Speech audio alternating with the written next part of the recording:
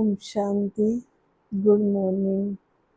सभी जीवन की सच्चाई को जानते हैं कि मेरे जीवन की सच्चाई क्या है या दूसरे के जीवन की सच्चाई क्या है।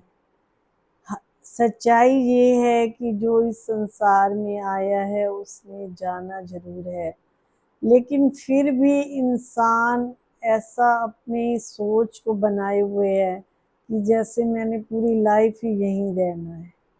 एक दूसरे के प्रति ऐसी भावनाएं बना करके बैठा है हर इंसान कि जैसे बस मैं इससे बहुत बड़ा हूँ या मैं इससे बहुत आगे हूँ, या पता नहीं कैसी कैसी थिंकिंग इंसान अपने मन में बनाए हुए है, जिससे वो अपने अंदर के मैंपन को ख़त्म नहीं कर रहा है। कल भी हमने दशहरा मनाया तो उसमें हम हर साल रावण को जलाने जाते हैं। तो रावण को जब जलाने जाते हैं तो किस लिए जाते हैं? बच्चे तो इसलिए जाते हैं, कई तो कहते हैं जो उसकी राख होती है ना, अपने मस्तक पे लगाएं तो हमारे जीवन में सफलता मिलेगी। कोई खुशी से जाते हैं, कई बच्चे वैसे देखने जाते हैं कि देखिए रावण क्या है। लेकिन वास्तव में रावण है क्या? रावण हमारे अंदर के जो 5 विकार हैं, और काम क्रोध लोभ मोह अहंकार, ये 5 विकार हैं, और उनकी जो उनके बाल बच्चे भी बहुत सारे हैं इन विकारों के। तो रावण के 10 शीश दिखाते हैं, और एक जो है कहते हैं एक शीश काटते थे तो दूसरा जिंदा हो जाता था, दूसरा काटते थे तो फिर और हो जाता था।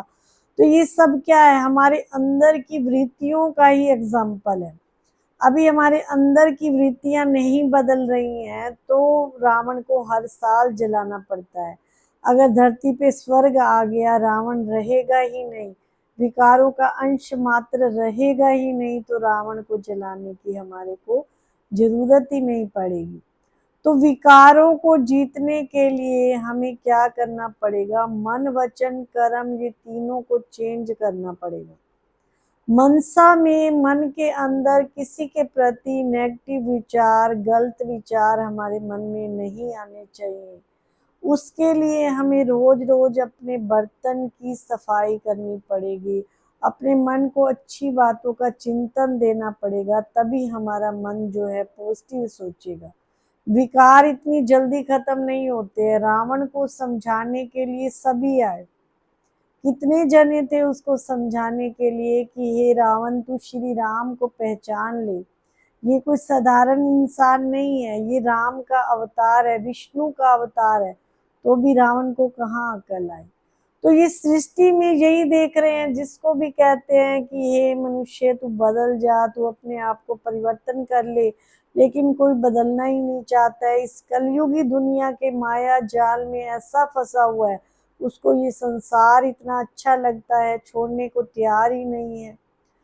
तो जिसको इस दुनिया में रहते हुए, मैंने बहुत ऐसी आत्माओं को देखा है कि जो अपना सात्विक जीवन जीना चाहती हैं, इस दुनिया में रहते हुए अपने आप को परिवर्तन करना चाहती हैं, उनको मोटिवेशन की बातें भी बहुत अच्छी लगती हैं। अगर कोई वैसे भी कहीं सत्संग हो रहा है या कुछ हो रहा है तो उसको उनको सुनना भी अच्छा लगता है, और किसी को कह दो तो वो अपने ईगो के वश आते भी नहीं है कि भाई सत्संग, हमारी कोई सत्संग सुनने की उम्र थोड़ी है।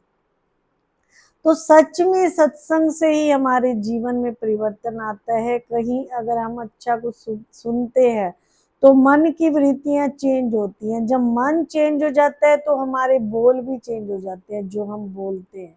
अभी हमारे बोल भी चेंज नहीं है, किसी को जो आया बोल दिया, किसी के आगे जो आया कह दिया। लेकिन जब हमारे अंदर की वृत्तियां जब चेंज होने लगती हैं तो हमारे बोल भी चेंज हो जाते हैं। और तीसरा है कर्म।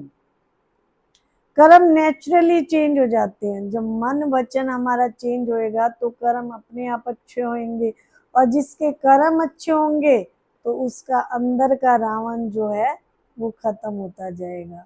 उस रावण को हर साल जला रहे हैं। पहले कितना छोटा सा पुतला होता था, अभी जो है बहुत बड़ा पुतला बनाने लग गए। क्यों? क्योंकि हर इंसान के अंदर का रावण भी उतना बड़ा हो चुका है।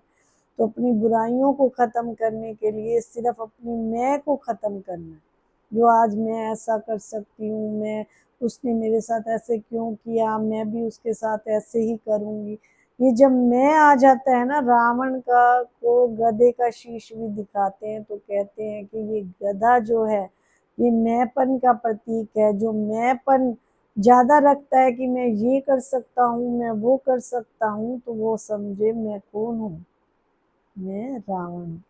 तो अपनी वृत्तियों को बदले, अपने विचारों को बदलें। जब मन की वृत्तियाँ बदल जाएंगी तो बोल और कर्म तो हमारे नेचुरल ही बदल जाएंगे। ओम शांति।